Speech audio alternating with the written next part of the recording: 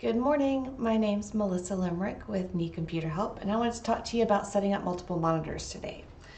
So we're going to work off the assumption that you've already plugged your additional monitors in to power and to your computer.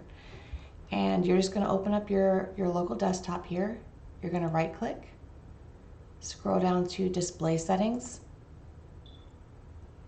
and you're going to click the identify button right here. And what that's going to do is a number is going to pop up on each monitor so that you can rearrange the monitors here. You just drag and you drop them based on how your monitors are set up. So if you have one on top of the other and then one here, then you just arrange them so that your mouse flows from one monitor to the next, right?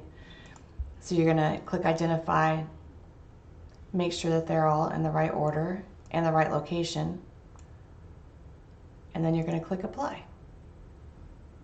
And then your mouse should travel from one monitor to the next without any problems. That's how you set up additional monitors locally. Now to set them up, if you wanted to use all your monitors in your remote desktop session, you right click on your icon for your server icon. You select the edit option. Then you go over here to the display tab and click use all my monitors for the remote session. Then go back to the general tab and make sure you click save. And that's all you do.